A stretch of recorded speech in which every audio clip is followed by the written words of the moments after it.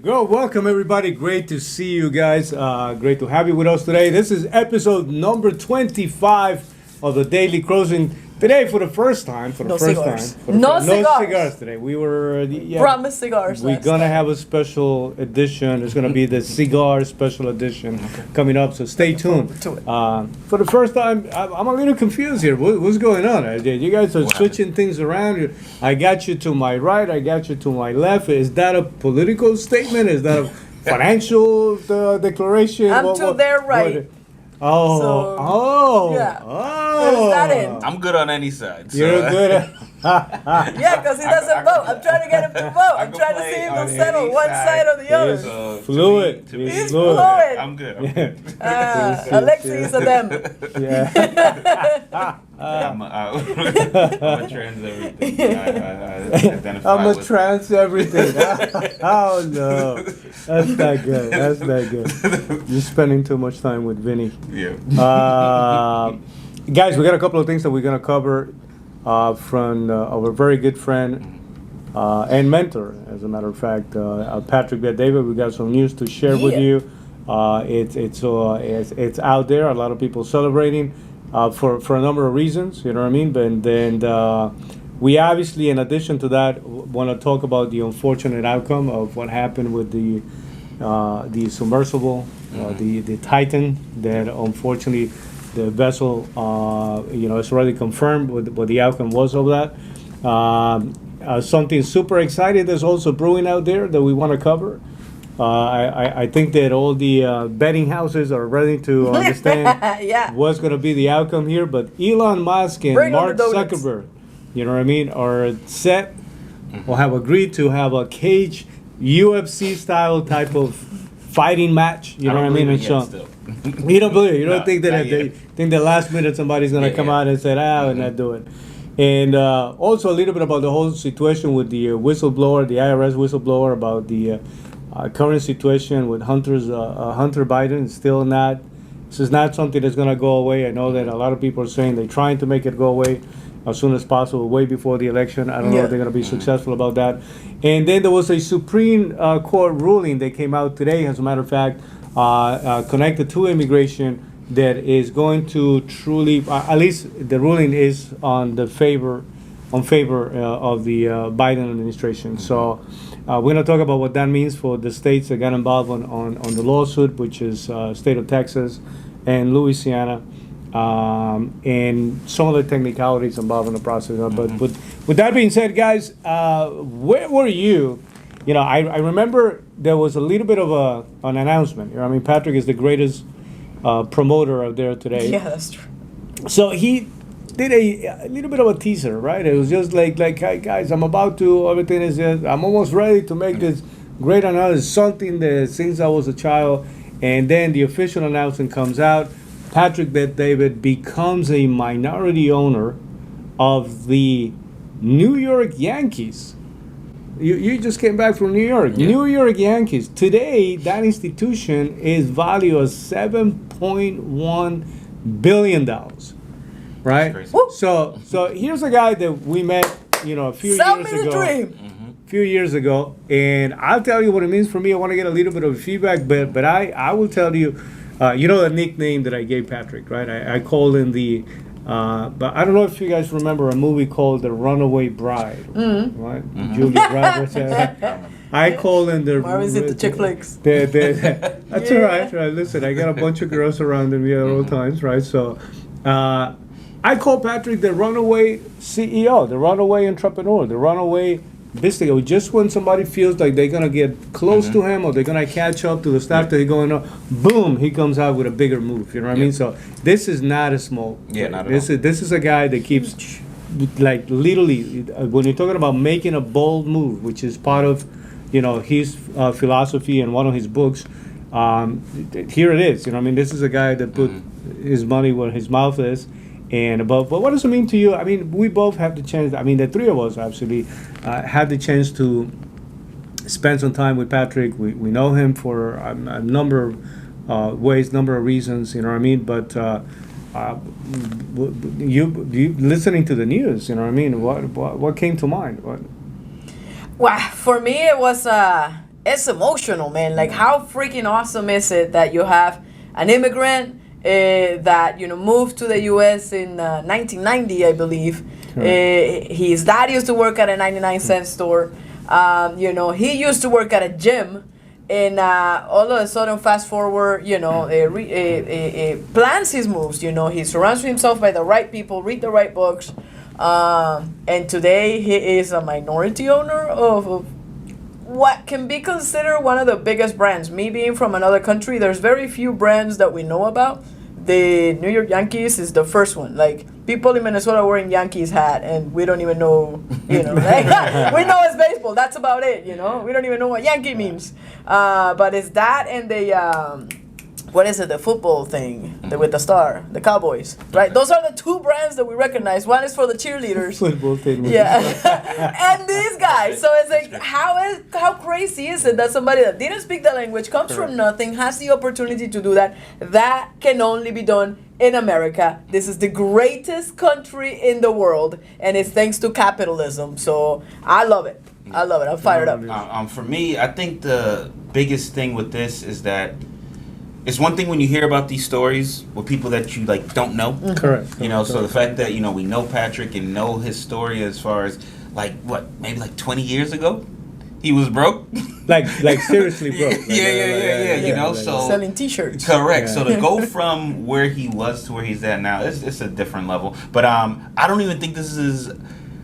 As crazy as this is gonna sound, I don't even think this is when I seen him talking about it. I don't even think this is the big move. This is the setup for the big move. Mm-hmm. So I'm excited to see what Patrick is gonna be doing in the future. Obviously, it's a great accomplishment for anybody. Congratulations, Pat. But I think it's still small compared to what he's gonna do in the near future. I think he's gonna be doing things that's on a bigger level than just being an owner of a sports team. This is the embodiment of when we're talking about the American dream, right? When we're talking about everything and anything that you can make happen in the United States, especially, by the way, in no other country, will have the capability to produce this type of stories, right? Here you have the Islamic Revolution, the Iranian Revolution takes place. His family literally goes into exile. They literally become part of a refugee camp in Germany. From there, they're spending 2 years in Germany. They actually come to the United States.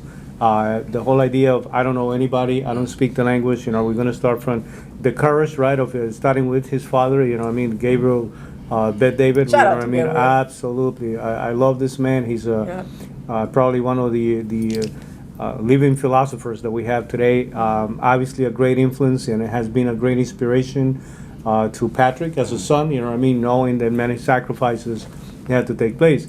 And then, going through a process of finding your way in a new place, a new country, learning the language, learning what to do. And just like every single one of us at some point, just like every single person watching this video, that at some point you don't know exactly how your life is going to go, and boom, something happens that forces you to start dreaming about different things, and embracing the idea of becoming an entrepreneur, and embracing the idea of capitalism, and embracing all the blessings that this country actually has to offer.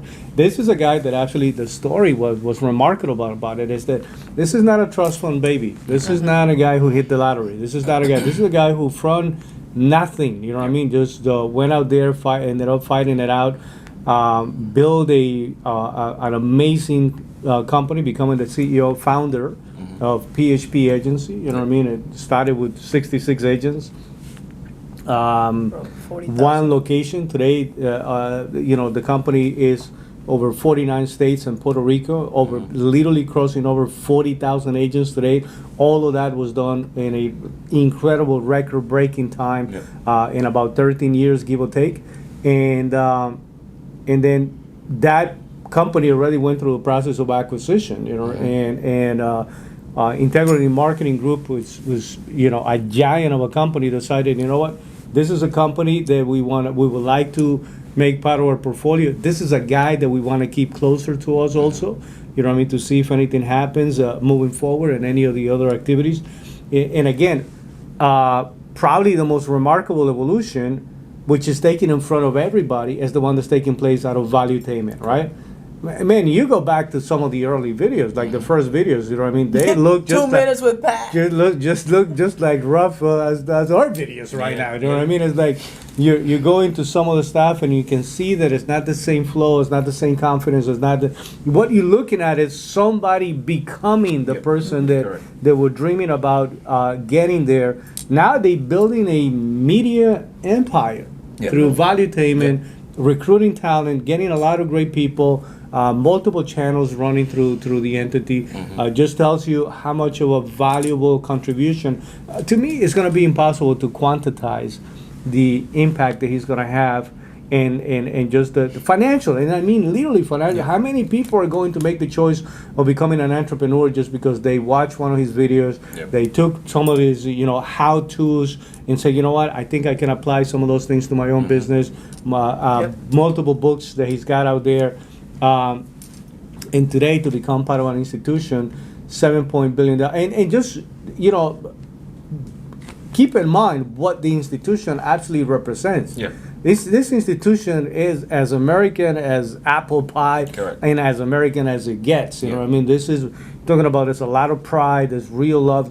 So here you have somebody that as a child was dreaming. Hopefully one day I can go watch the game. You know what I mean? To I'm co-owning. You know what I mean? So if that doesn't sell anybody the dream, then I don't know what will.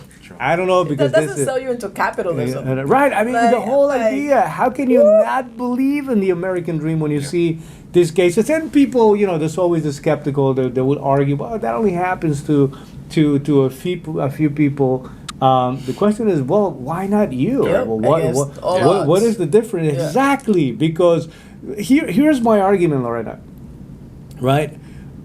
You have somebody that went through the process of saying, I was not born here. I didn't really, speak the language, so it took me many years to just master basic understanding of the language, right? For a little window of time, just a legal process, you know what I mean? To just getting your proper documentation into even getting to the point of becoming a citizen. By the way, that takes years. Right? Years. And then to be able to understand a financial system, how do we actually operate internally? Why is it that there are the extreme cases of success that are taking place, right? And then you don't see that happening across the board. So for anybody that it definitely challenges, and I can see why a lot of people will get uncomfortable when they were born here, meaning they had the language, they had the culture, they have the know-how, they have their papers, you know what I mean? And they still. So two things are going to come out of this, like it always happens. You know what I mean? There's going to be a bunch of people celebrating for this man, as we are. We salute you, we congratulate you, we wish you many more. I agree with you. Congrats, PBD. I think there is bigger things that are going to come out of this whole situation.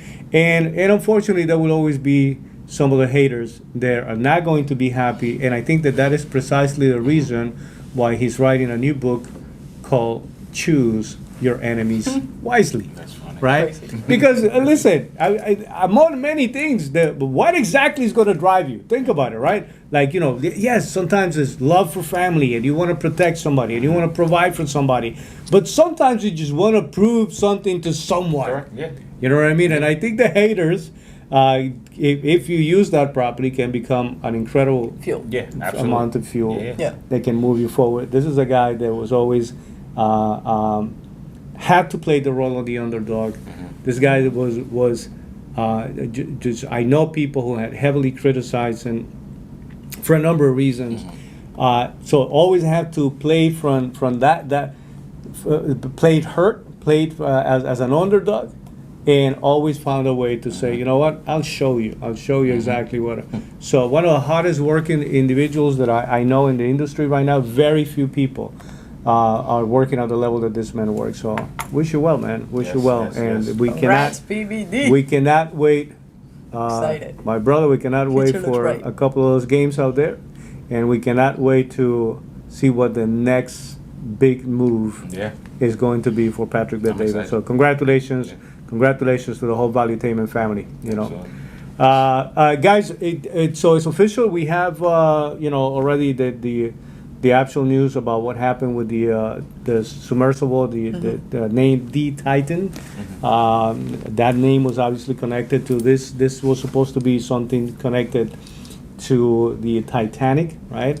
The submersible vessel, after over 4 days of intense search, what many of us were already, afraid of, that it was going to become the outcome. It appears that the overall system fell, right? And so, and the whole vessel just imploded. And so when you're talking about the level of pressure that happens to be at those levels, you know what I mean? If any little, there really is no room for error here. There really is any little mistake, any little chance that was taken in the process of keeping this together is going to take a significant amount of lawsuits for the actual real reason to come out. But we spoke about the people in one of the previous videos that we did.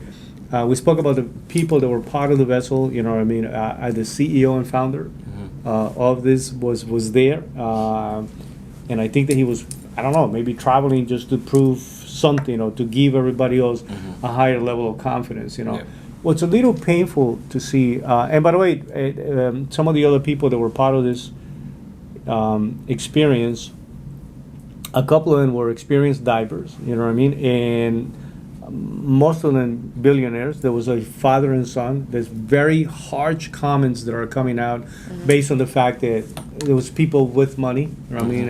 And they're almost saying, so why are we not paying attention to all these people that are dying coming in from Cuba? And why are we not searching for them? Why are we not searching for? And I understand, you know what I mean? They're concerned, and I understand their position. But at the same time, though, I don't know that justifies taking a position. So just to give you the names, you know what I mean? A British Pakistani businessman, Shahzada Dawal, and his son Suleiman. The son was only 19 years old, and his aunt was reporting that he was extremely afraid.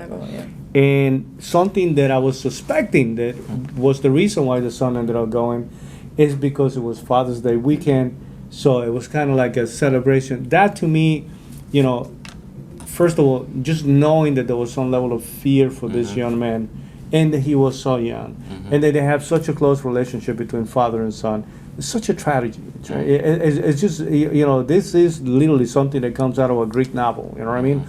Paul Henry Nugent is a director of research for the RMS Titanic Inc. You know what I mean? There's people who actually have legal possession of everything that's connected to the Titanic. Hamish Harding is a British businessman, 58 years old. Again, also a billionaire. And the interesting thing about here, again, going back to Stockton Rush, the OceanGate CEO and founder, this is a man who publicly made statements about how he believed that the industry was being using excessive requirements when it came to security and safety of these vessels. You know what I mean? And obviously a reason for. Obviously, there's many people that came out that are saying that this first of all should have never become something that was extended to the public, and that higher or different type of regulations should have been involved. There's a lot of deep dive subs that are connected. Obviously, the Navy supervising many of these things are already saying, it appears that there was no real standard safety guidelines that were applied to this. So that's what I'm saying. Eventually, it's going to come out. You guys have been watching this happening here. What's your take on something like this? So I got mixed feelings about it. I mean, at the end of the day, it's never good when anybody passes away, for regardless of the reason. But I want to wait to see what they said was the cause of, the malfunction or whatever happened, because a part of me, as a conspiracy theorist, I think that there could have been some type of foul play. Why? Because they don't want people to do things like this. They don't want anybody to. They want it to be where only a certain group of individuals get access to any type of information or anything, and then it, to me, it just looks a little weird when I see that there was already an argument about them not wanting regular people to do these types of things, and then now all of a sudden they died. So then it's going to be a big story. See, this is the reason why everybody needs to not. But at the end of the day, I feel like people should have, even if this was a legit thing that happened, people should still have the freedom to, I think, risk their life in a situation like this if they choose to. I don't think it's something that, like, we'll never be able to progress in the way we need to if we don't allow people to go to space, if we don't allow people to take the ultimate risk of saying, no, I'm going to put my life on the line to say I'm going to do this thing. So I think it's necessary. It's a part of the process. And you mean private industry having the opportunity Correct. to do something that is controlled outside of the hands of the government? Yeah. I think even though this is a tragedy, which we don't want to see this, but it's a part of the process. For us to go to space, people, unfortunately, they're gonna die. We have that. Exactly. You get what I'm saying? But it's necessary, and you can't say, "Oh, no," because this is there's a risk involved. Now we'll never allow somebody to do that. So I think. So can I ask you it's something that though? you have to keep going forward with. Because, by the way, I agree that we have to both go up and go down. Yeah. I said yesterday that if Elon would have been in charge, like things would have maybe gone a little differently. But there was already like known parts and known things that it's like this dude went down there with an Xbox remote controller. It's like those things. What are your thoughts on that? Because you're saying yes, private industry. I'm all for private industry. I'm all for privatization and regulation. But regulations gotta have levels and like. So I feel like, unfortunately, we're not talking about kids. These are educated people as well. These are people who got money. They have the know-how to know, okay, if I believe this is safe enough for me to take the risk to do it, then they have the right to do so. Now, I think it's okay for the government to say, see, look what happened. This is why you shouldn't do it. But I don't think this should be a reason for them to stop people. Oh, 100%. Yeah. And I get it. But like I said, there's a lot of things that are questionable as far as why is anybody doing this. Like, when I go 10 or 18,000 feet under the water, probably not. But I think people should have the right to do that. You get what I'm saying? Like, send people to Mars. Do it. Yeah. But if the ship blows up on the way, you're not going to stop sending people. Here's a couple of positives that came out of this whole situation, though, because I'm going to tell you, one of them is that I truly believe that the investigation of what happened here will be detailed enough that the corrections that you're referring to, right? We're gonna have to understand what exactly was the trigger that caused, and it could be multiple reasons that, like you're saying, you have an Xbox control thing to move around. There was a lot of safety things that were already highlighted. You know what I mean? That should have been part of the process that was not included, was not part of, and. So I think that in reality, that will definitely be a net positive, you know what I mean, for exploration, for business, for many things, and above all, for the safety of additional people that don't have an issue saying, I don't have a problem going, 12,500 feet on the water, you know what I mean? Which I don't know. I mean, would you do something like that? I mean, I probably would, but I mean, not now. I need a couple more. You need a few more years. A couple more examples of successful trips, to where. But if I see that it's happening, we're talking about the curve. You're not there. What is it? No. Somebody said to me, "I'm trying to get." You're not a barbarian. No. Somebody said, "I'm trying to get either close to retirement or death." You know what I mean? And then I can make a choice. Correct. Yes. So 70-year-old Alexi Smith was like, I think I'm ready. So there you go. Then I'll jump out of Would plane you go into something like that? I don't know. I mean, for me, the ocean is not really that exciting. Me personally, space is a whole other thing. That'd be cool. But that's what I mean. But I understand the wanting to see what happened back there and being places where no one has ever been in.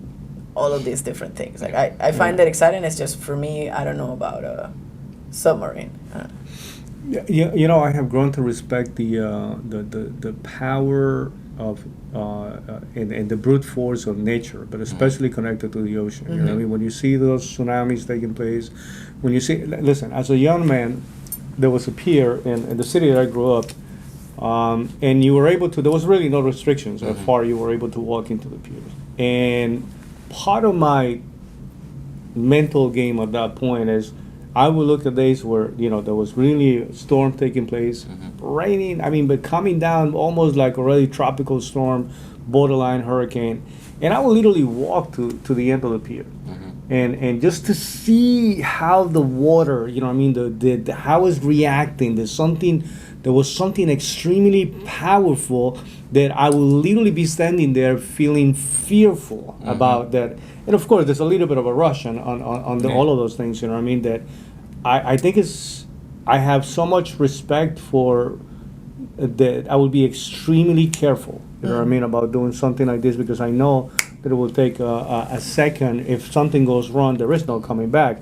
And the second thing that I can tell you, and I see it, however tragic this is though, I see it as something positive in the sense that everybody was afraid that they were slowly dying, losing oxygen, losing, imagine a moment like, you're going to die, right? And it's just a countdown. And it's just that, like everybody was saying, the mental and emotional balance that somebody have to have, to be able to face a moment like that.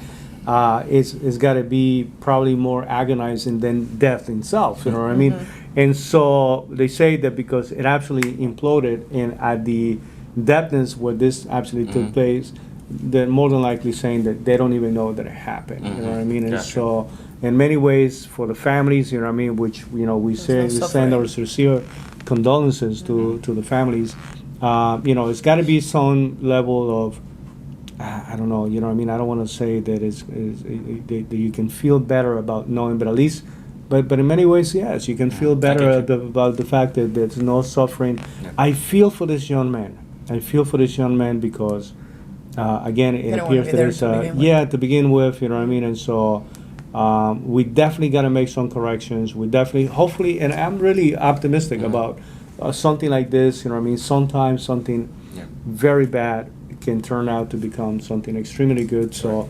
These are the people that have to kind of like sacrifice and pay the way for something like that. So, but that's the last thing that I wanted to kind of mention, and we were talking to Nori earlier, is there's a lot of people making really bad jokes about the whole process, that these guys were billionaires and stuff like that, and there's such a desensitization of like human tragedy and human life. Like there are 5 people right now that are dead, and these are the same people that are overly sensitive about pronouns, So it's like these things for me is where are we going? Where did we go? That you're making a joke for something so serious, but you're offended if you're misgendered. Can I tell you that my take on that is that the overwhelming amount of people out there are doing things like that. Not as intentionally as most of us sometimes will even, but by the way, there is a group of people who happens to be extremely heartless. They will see pain and they want to make that level of pain even greater by making intentional. But I will tell you most time. The other day, I read a comment. As a matter of fact, we were talking about a topic that was serious enough, and for whatever reason, there was a trigger point there that got all of us laughing. You know what I mean? And then somebody was very distressed, like, why are they laughing about this issue, right? And so, I know that sometimes somebody, will not really take the time to think about the statement they're writing out there, or it's just something that came out just because it felt a little funny, or was like not knowing that. Man, that really looks like the worst of humanity. You know what I mean? It's like the whole idea that there was there were billionaires involved in this, or there was a few billionaires involved into this process, and that is the negative portion, or at least the starting point of that negative observation. It's just the most ridiculous thing that can be. You know what I mean? What do you mean? It would have been more acceptable if they were broke, and so you don't make fun of them because they were. So I don't, I think it's lack of maturity and just. But for a lot of, I would say the overwhelming. Listen, here's what I know and it took me a lifetime to even understand this, right? What I know is that there is a big difference between people that wake up in the morning and they will just make a stupid mistake. And you can call it at the highest level. You know what I mean?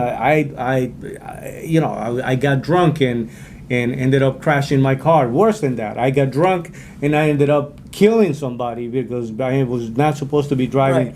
Right. It's a difference between that guy that made one stupid mistake or something than people that actually wake up in the morning wanting to do evil, like bad people. And by the way, those people are real. They're out there. I used to think that they were part of those Spanish soap operas, you know what I mean? And then you realize, oh wow, you do exist, you know what I mean? It's like, look at you. I thought you were just part of it. So when I read certain things, you know what I mean, I always try to do it separating one, and I'm trying to be quite honest with you, most of the times, especially if it's from a distance, you know what I mean? I'm trying to give it the benefit of the doubt and say, that was just a stupid comment. Also, Simpsons predicted this as well. That is crazy. I read that and I'm like, how many things did the Simpsons, what's up with that show though? I don't know. They got a crystal ball where they can see the future.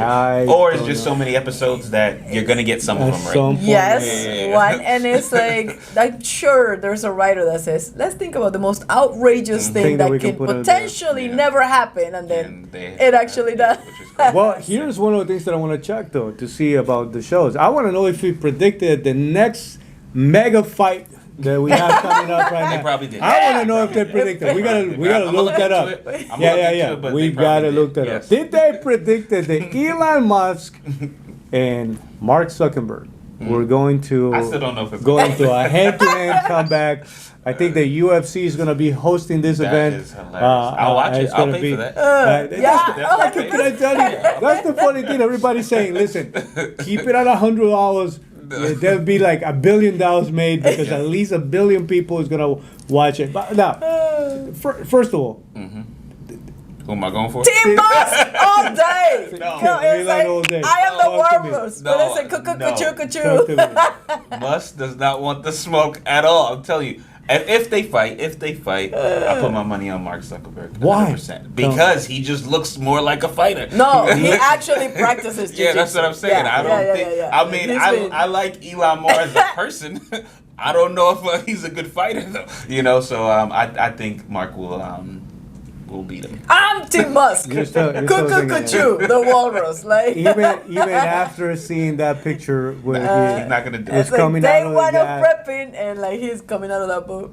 That's gonna be looking. I really like donuts. But here's the thing. That was a parody. They're both in a position to where if they really do fight, you can excel a lot in a short amount of time. So if you got 6 months to prepare for a fight, like most fights people get in, you got about 10 seconds to get ready for it. It's like, it's happening now. You better be ready now. So if you got that much time to prepare for a fight and they can get access to the best trainers in the world, so you either one of them could surprise you as how advanced. I don't know, man. Elon Musk is running like 15 companies. Like that dude is busy. If you know you're gonna fight, you gonna pay attention to that. You got it. It's a question of priorities. By the way, just so you know, Andrew Tate offered to train Elon Musk because obviously, needless to say, Meta ended up. They still, they suspended his account. They still haven't given it back to him, and funny. And so, but guys, in many ways, here's what I wanted to bring to your attention. These two individuals have come to represent two extreme opposite perspectives of many things. Some people will say one represents freedom of speech, the other one might represent suppression of speech.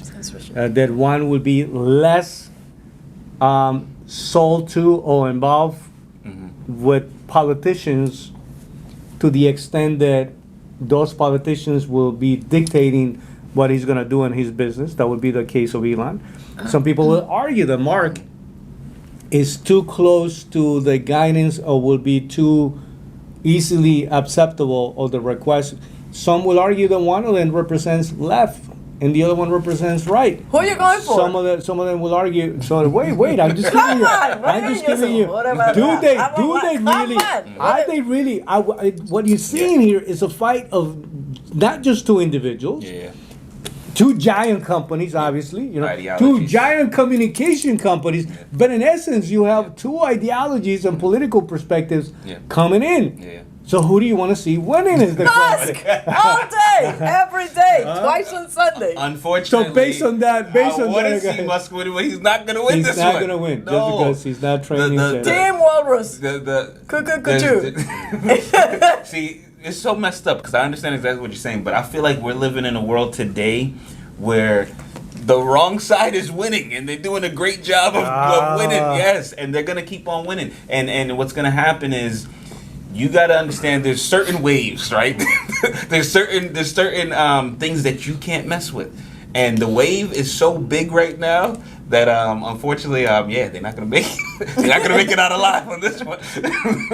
So I want to see them explore the Titanic, but they're gonna die. Unfortunately, it's messed up. But that's the world that we live in.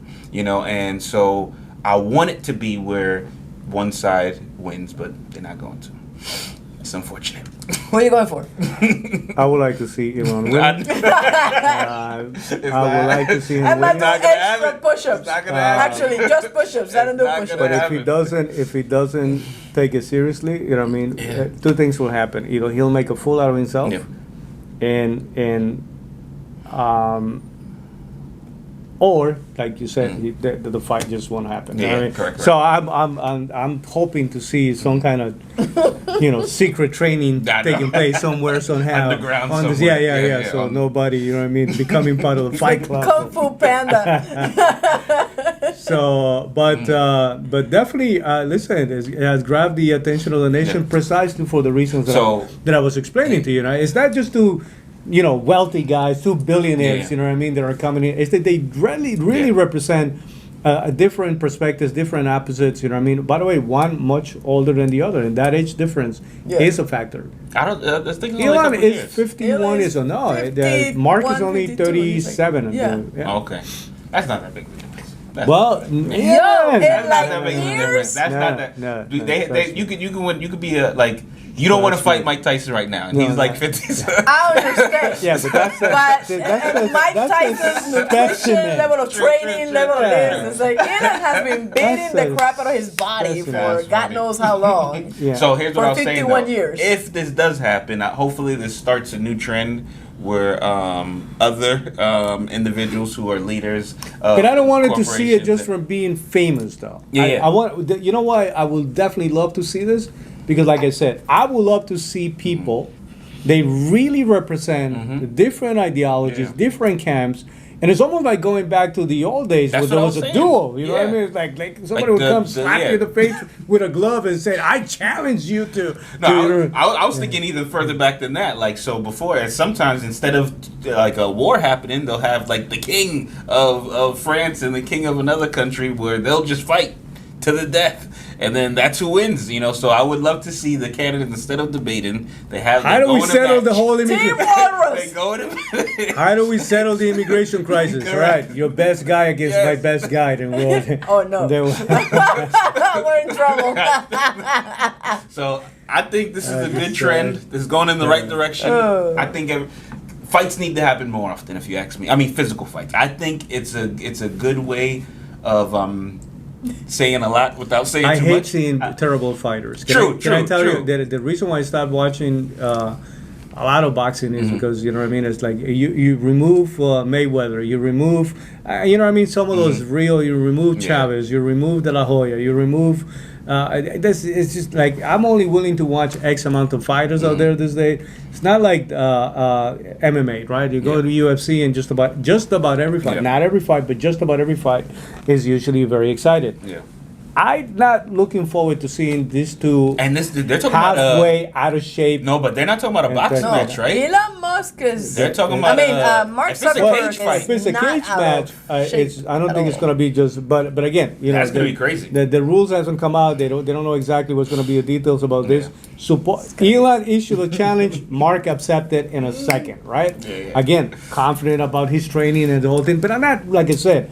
I'm really, to me, was excited right now though about the whole thing is to watch the whole scenario and said, okay, they gotta know that they represent the perspective. Absolutely.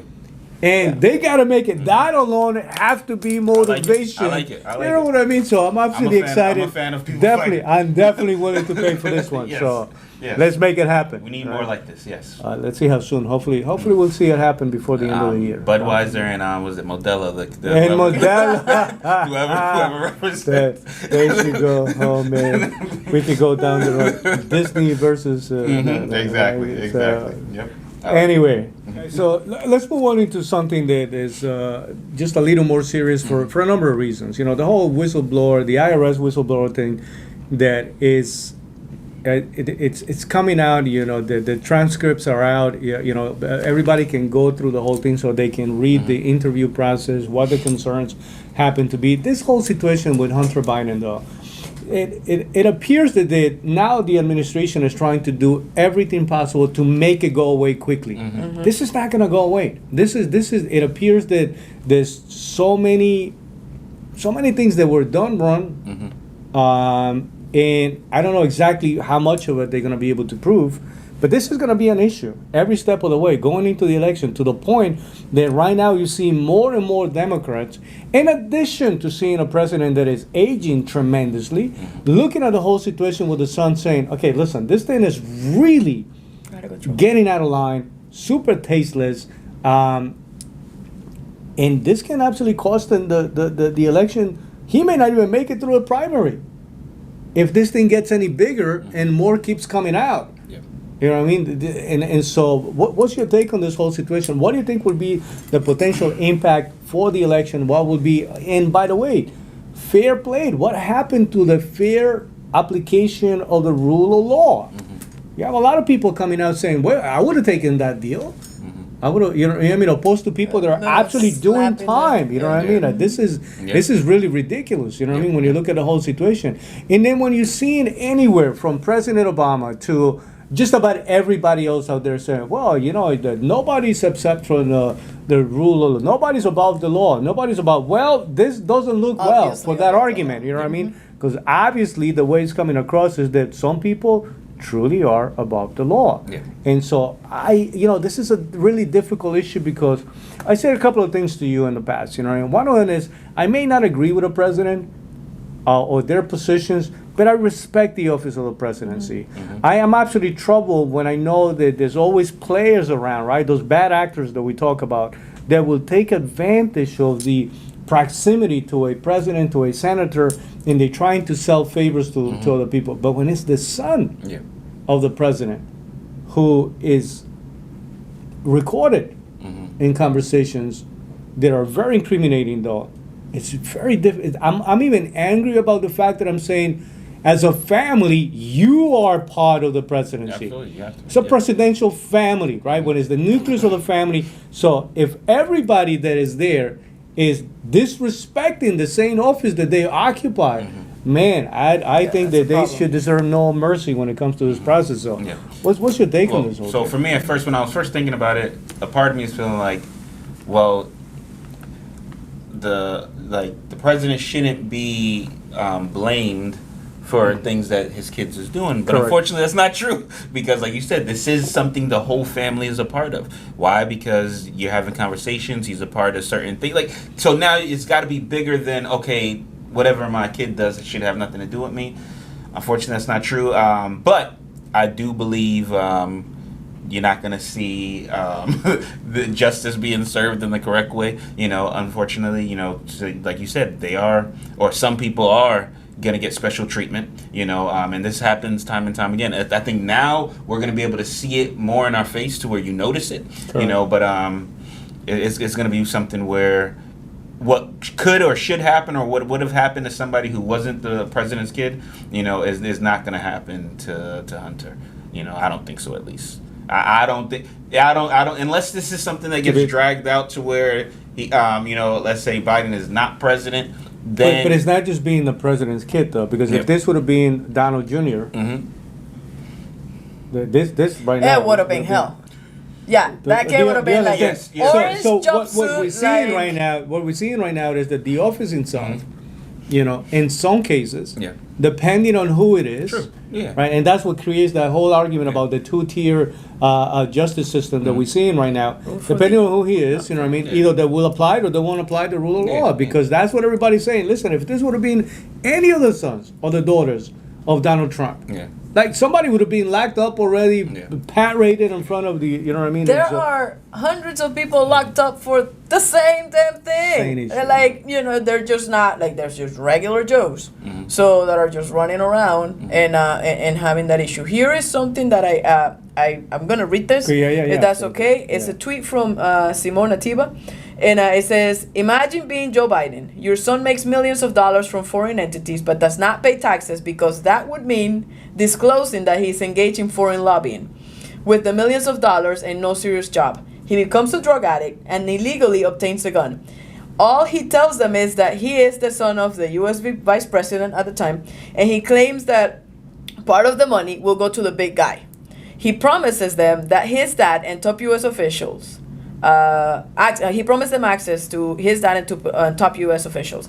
They hire him without any qualifications and pay him millions of dollars. Eventually, the information comes out, and the Justice Department has to investigate. The investigation drags on for 5 years, and eventually they strike a deal with him to plead guilty to 2 misdemeanors of tax evasion so that the government will not prosecute him illegally possessing a gun as a drug addict, a serious crime that has tens of thousands of Americans in prison for a year.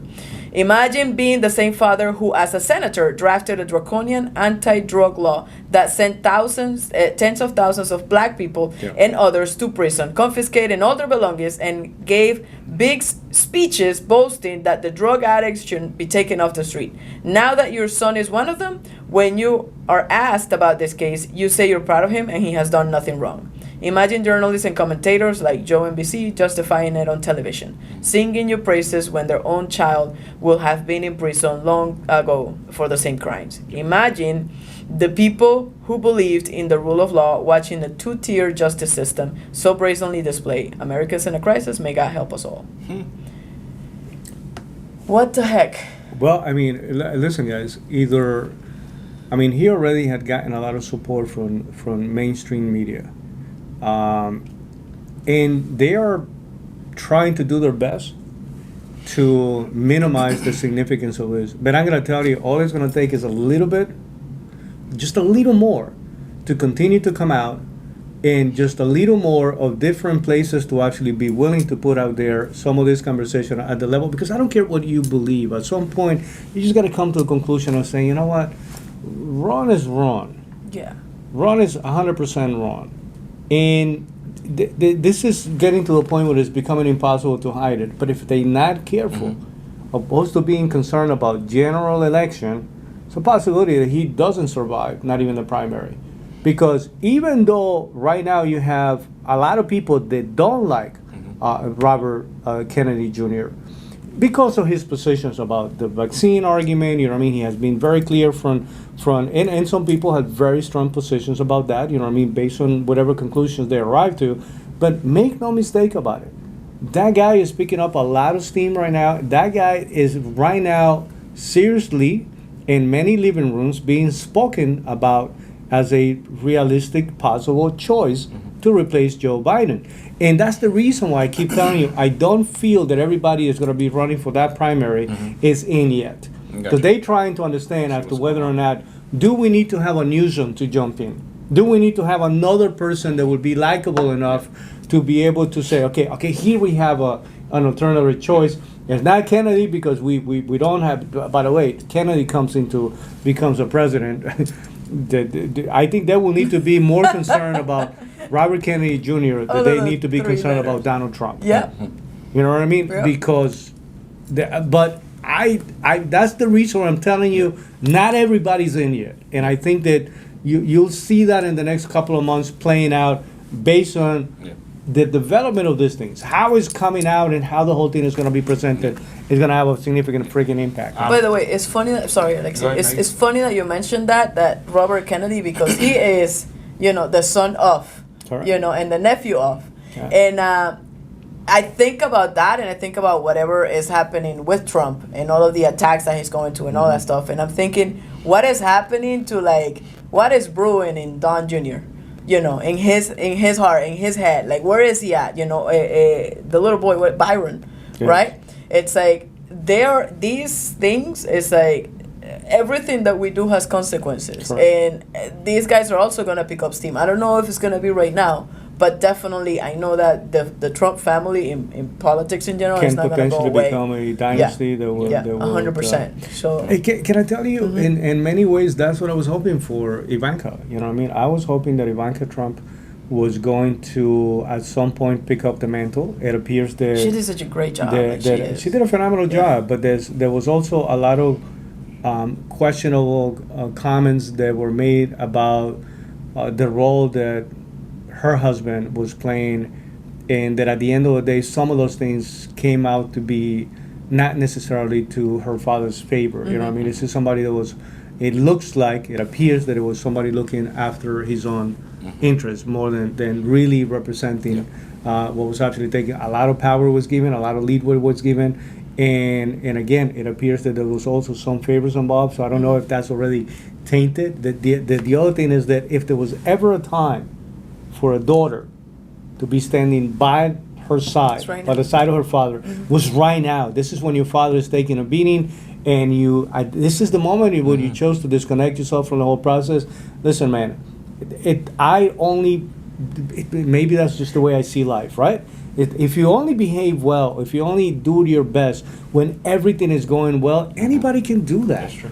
You know what I mean? It's when things get tough. It's when you really don't understand what's happening with the other person. It's when you literally say, man, this really doesn't look well. And by the way, I'm running the risk of also being dragged through the mud just based on me standing by your side.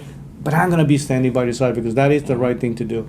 And the fact that she's not doing that, to me, you know, that just...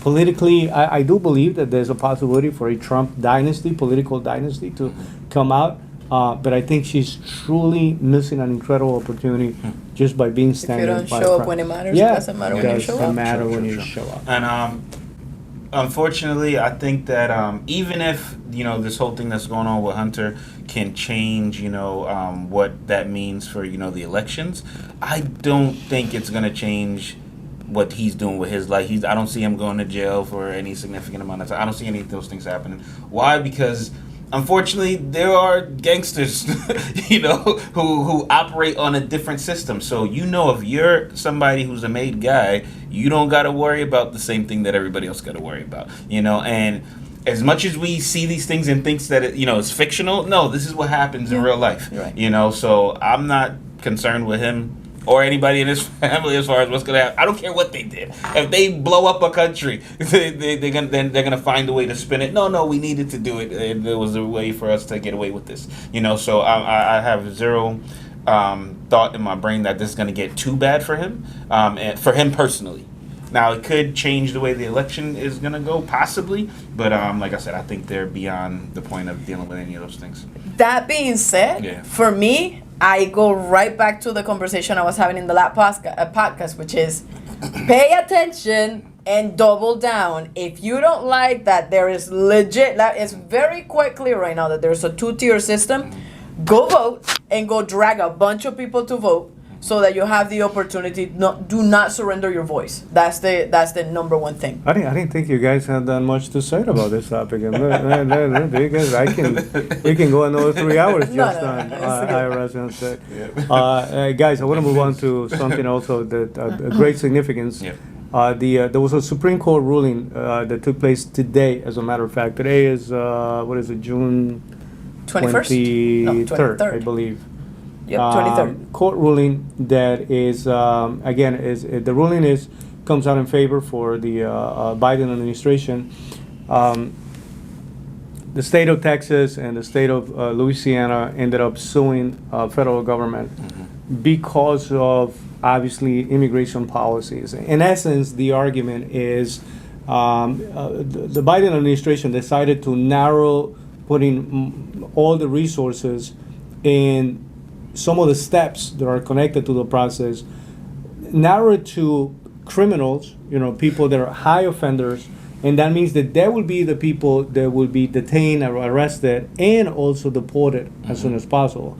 But in the process of being detained and arrested, if you're not properly vetted, how do you know who's a high criminal, who's a high, you know what I mean? We've seen many cases where people made it through the border, ended up doing unspeakable things, from raping children to drugs to killing other people to raping women to you name the incredible atrocities that you see coming out of when a lot of the wrong people get a chance to come out. So saying we're going to put all the resources on those guys, what that means is that because we really don't know who the bad guy is, we're just going to let also a lot of people that we don't think, like, how do you make in the assessment? Is it I'm looking at you and you don't look like a bad guy? Because if you're not properly vetting everybody, you guessing who's the bad guy and who's the wrong guy. So the problem is, what Supreme Court is essentially saying is the argument of the states is also connected to, yes, in one end, danger, right, for the citizens, but also the financial cost that every state has to incur. The problem with that is that they're saying that's not enough of an argument. You know, as a state, as a city, as any public entity, you are responsible to incur the cost of anything. It could be just you have additional garbage that's being produced in a specific area. You have to find a way to handle that and handle with the cost. So they treated it almost at that level.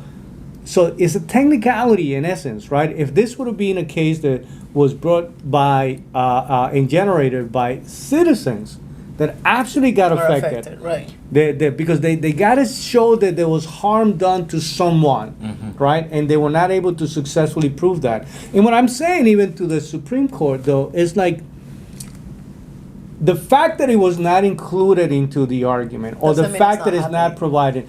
Exactly, you know what I mean? Like you're sending it back down again, so that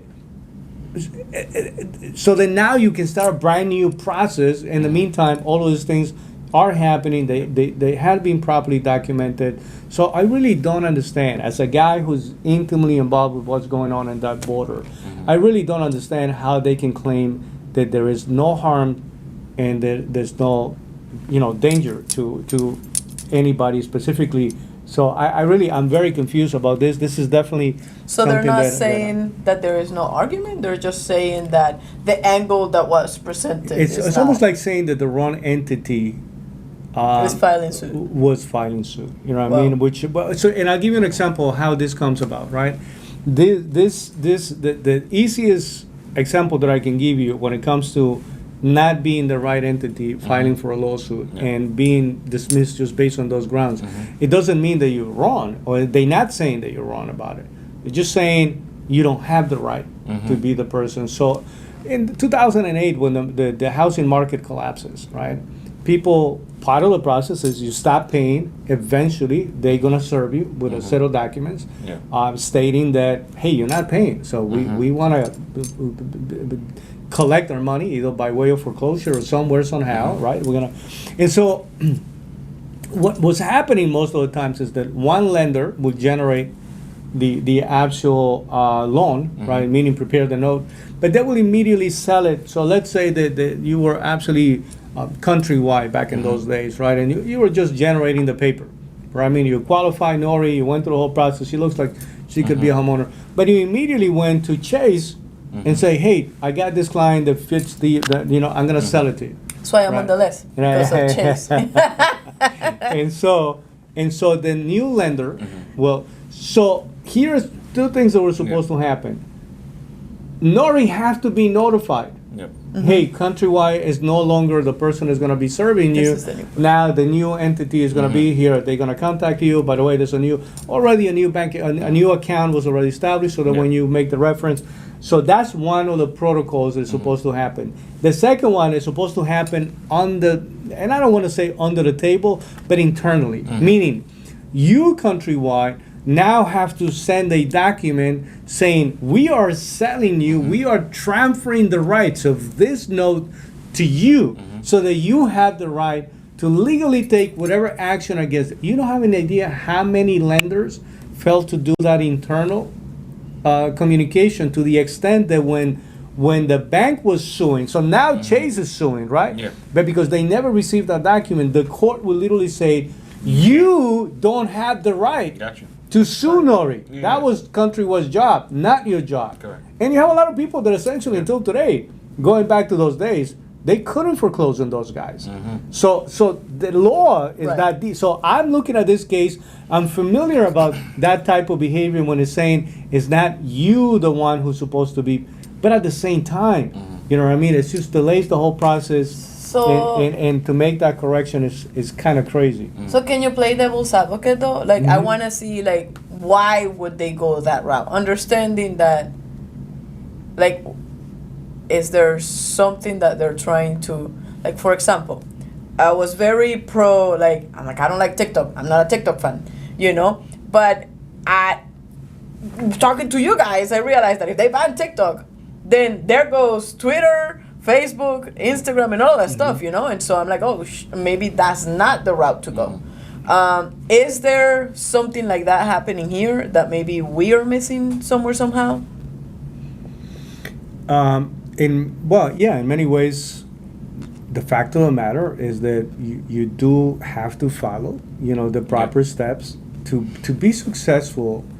And when it comes to a lawsuit, one of them is, do you have all the facts supporting you? There's got to be a case. And there's got to be a case. Are you the right person to bring the case forward?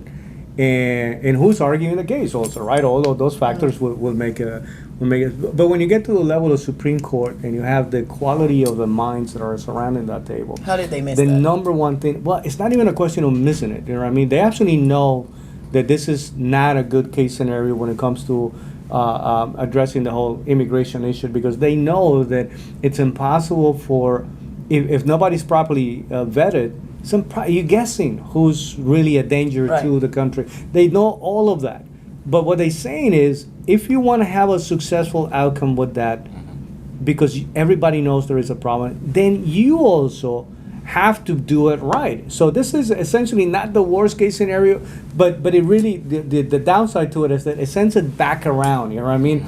Opposed to, and by the way, it sends it back around to say, kind of like the same analogy that you were making about the submersible, right? They're saying, unfortunately, somebody died, right? And I hate to tell you this is one of those cases where, unfortunately, other people will need to die because some criminals or some people that are real bad actors will make it through the border. And then somebody is going to have enough people, because it cannot be the government. The plaintiff cannot be another government entity. It cannot be the state. It cannot be to get the outcome that they're looking for. It really have to. But the final underlying statement of the Supreme Court is, if you want this to actually be an argument and to have a different outcome, it's got to come from the people. And essentially, that is following the rule of law. You know what I mean? And so it's just time for a correction. Who knows? If it were where it's Hunter gonna go. Biden putting that, Oh, man. Oh, Hey, my goodness. pass. Go. With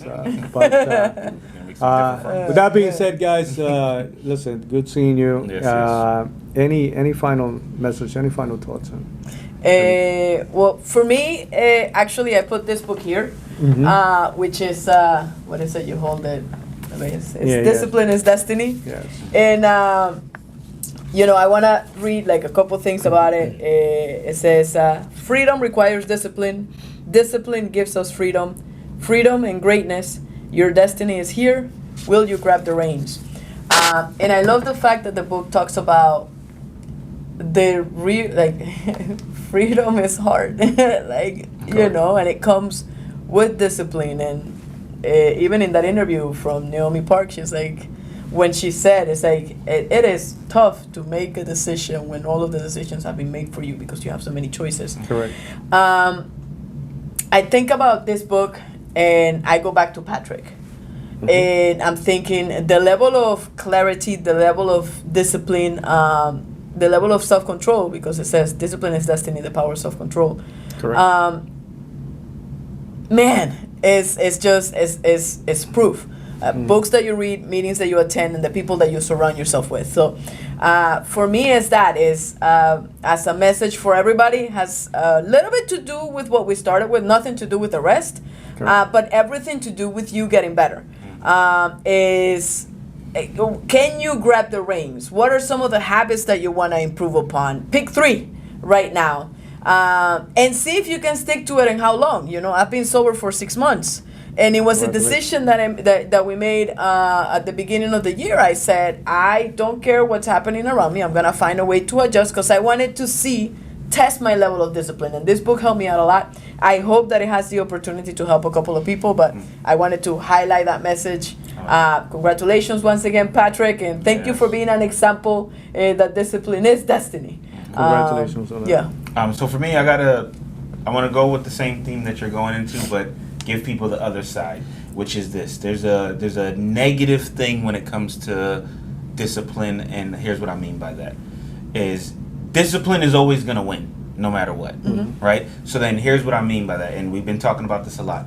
If the wrong people are more disciplined than you are, they still win. Yep. Correct. At the end of the day, it doesn't matter who's right or wrong. It's whoever is going to outlast or who goes at it the hardest, that's going to be the people who win. And I'm saying that to say because a lot of the times we forget that there's things or people or entities that are going against us that are way more disciplined than we are. And if we don't acknowledge that fact, we're going to lose. You know, whether that be with your finances, whether that be with you just progressing in life in a way that you want to progress in. So if you're not like going hard on being healthy, McDonald's and all these other companies are going to continue to go hard on trying to make you, eat junk food. You get what I'm saying? Yeah. So like you got to know that discipline wins no matter what. I'm not saying that as a bad way, but I'm saying that as a warning for people to like take serious like personal development. Take serious like reading the right books and getting around the right people like Lorena was saying. Like you got to know that if you don't take this serious to where you get more disciplined and things that's going to get you in the direction you want to go in, the world is not going to slow down on getting you where they want you to be. You know, so to me, that's just something that we all got to keep in mind. So I'm excited. You know, luckily for us, we got the right group of people around us. You know, we got the right leadership. You know, the right people showing us the way, like Patrick. You know, like yourself. You know, so I'm excited for where we're going. But unfortunately, that's not everybody. So if there's anything you can do that can make a huge difference in where you are and where you're trying to be, it's get around people that are going in the direction that you want to go to. You know, get around people that are living the type of life that you want to live, and that alone can make all the difference in the world. And be like diligent or disciplined on making sure that happens. You know, so write this down. Yeah. If you buy the advice, you buy the lifestyle. So don't listen to your broke uncle. Correct. 100%. Yep. And by the way, this is one of those books that it hasn't made it yet to the book of the month, at the PHP side of our business. We're gonna put it up again for recommendation. Obviously, there's a lot of books that are always suggested to see. And Patrick is always choosing to. Is like Exactly. You next know what I mean? level. I am actually glad that you ended up getting that much of a positive outcome, because I remember when I asked you to hated look it. into this It book, was- you walked in every day looking like you were getting beat up. It like was the badly, most painful book I've ever read. But Sometimes you need that. See, Did- fights did- like It was that. a yeah, call yeah, out. Yeah. No, I got slapped. I got walrused. So I'm glad that happened. And the final thing that I can tell you is like, listen, guys, I want to remind you of something that we said over and over again, that money is just a magnifier of who you are, right? Yeah. And unfortunately, going back to the statement that you were making, you have a lot of people. You have a lot of people that unfortunately are not necessarily the best people that will get access to a certain level of success, but precisely because they are willing to outwork and outlast, and they have a different level of discipline. And sometimes you really see some bad actors winning. Yeah, You know what I mean? And that's discouraging for a lot of people to get like, how is it possible that horrible guy, horrible. So one of the reasons why I'm celebrating so much about what's taking place with Patrick right now is because this is what happens when the right people also go into money, right? Because what you see is, if it's a magnifier, and what it means is that good people should actually have more money and find a way to get to it and produce it, because they are going to do phenomenal things. The work that Patrick Betdavid has been doing company-wise, communications, he's an absolutely phenomenal individual. Going This to guy change is the not, world. he's not a normal person. I definitely appreciate the relationship that we have with him. And I hope you make billions. I hope you really, that's really make billions and With a billions T. and billions. You know what I mean? So that you can, so that you can do a lot of great things as you're already doing. And I invite everybody who feels, you know what I mean, I'm a good person, I think I can do good things, go fight for it. You know what I mean? Go find a way, try to understand what are the layers of discipline that you need to improve to make it happen. There's a lot going on out there that is unsettling, but at the end of the day, you got to worry about your house, you got to worry about how you can move yourself forward. You know, the whole idea that you might want to rescue the planet, but you definitely need to start by rescuing yourself. Yep. All right, so with that being said, cannot wait to see you. We're thinking about doing these Godfather special edition.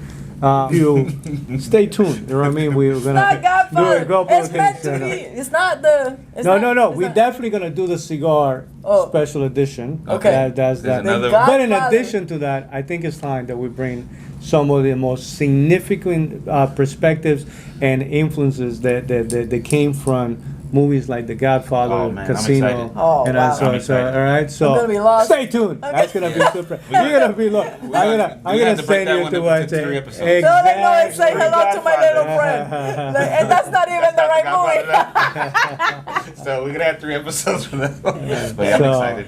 Oh, Great man. seeing you, everybody. Till the next one. Yes. Stay safe. Deuces. Stay tuned. By the way, Share this oh, yeah. video. Yes. Comment, like, subscribe. Subscribe, yep. Pass it around. Correct. Let us know what you are thinking. What are your concerns? Anything that you would like us to cover for you and to just highlight it, we would love to do that. There you go. So thank you, everybody. Take care. Deuces. Bye bye. Awesome. Bye.